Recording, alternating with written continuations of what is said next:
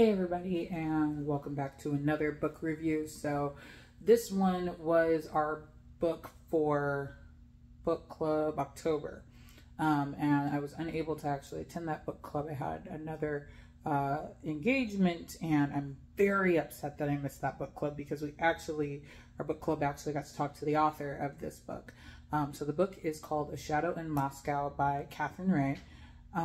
And it was a really good book. I was a little worried, not because of the topic, because I do kind of like, the historic fiction type stuff. I was just like really worried about it being a spy novel.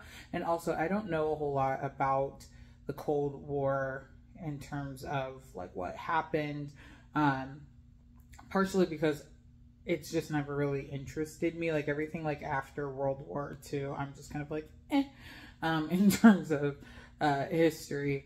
And not to say that it's not important. I've just never really been interested in it. But I was really glad that I got around to reading this book.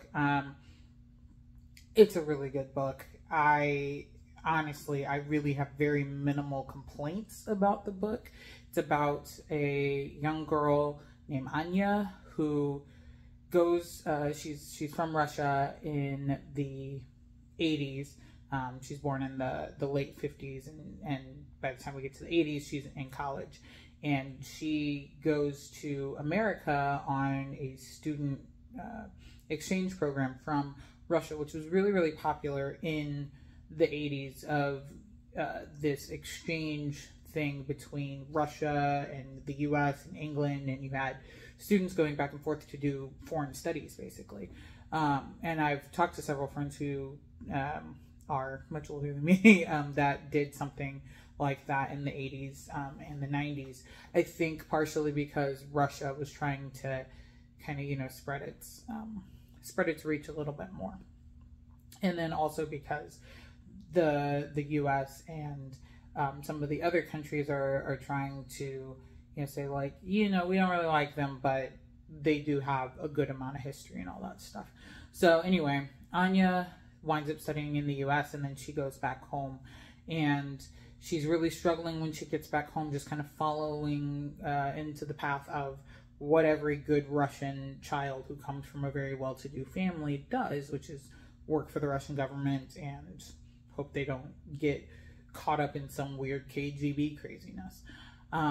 And then on the flip side, her mother, so the story is told from two different viewpoints at two different time periods. So mostly spend most of the time in the 80s with Anya, and then you spend a lot of time with her mother, Ingrid, but you don't know that it's her mother for the first couple chapters. I actually figured out that it was her mom pretty early on, but sorry, spoiler alert, should have said that. But the way that it's written, you're kind of like, oh, there's these, two people that wind up becoming spies, and they're working back and forth. And then once you figure out that, oh, wait, this might be something's kind of, and then you discover that it is her mom.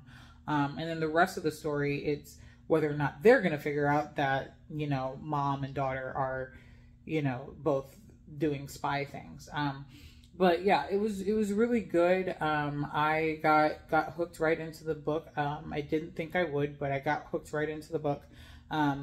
The only complaints that I have was there were parts where different characters were recalling memories and things like that, and because the whole scene had already played out in previous chapters, I didn't think it was super necessary to quite literally repeat the entirety of the scene at a later point. Like it was just very repetitive in some spots, so she would like recall so-and-so said this thing, and then it would literally drop basically the entire scene from like chapter 2 into chapter 18. And so I just didn't really like the repetitiveness of that. I also kind of I didn't like that it wasn't just told from two perspectives, but it was told in both third and first person. I was like, pick one. I hated going between the two. And I'm not a fan when authors do that. I get the point, but I just would have rathered having both in first person or both in third person. I think would have worked just a little bit better for me in terms of reading. But overall, I really enjoyed the book. Again, like I said, very sad that I missed the discussion with the author. Would love to have asked her a lot of questions now that I've finished the book. But I'm definitely gonna probably read some of her other stuff as well. She's got a couple of other World War II, kind of early Cold War novels that sound pretty interesting. So I'm gonna do that, or probably add those to my list. But yeah, overall, 4.5 out of 5. Definitely highly recommend if you're into spy novels and Cold War stuff. It was just really well researched, lots of great information in there, and just cool to hear about a period that I don't know a whole lot about because I just haven't studied it. So yeah, there you have it. So that is it for this book review. As always, please like, comment, share, subscribe if you feel so led. And of course, my big thing is please continue to drop book reviews and not book reviews, book suggestions. Got some pretty good ones coming, and looking forward to really enjoying those. So hopefully everyone is having a fantastic wind down of 2023. I think I'm going to do a review of like best books of 2023 coming up pretty soon. So be on the lookout for that. And I will see you in the next book review. Bye.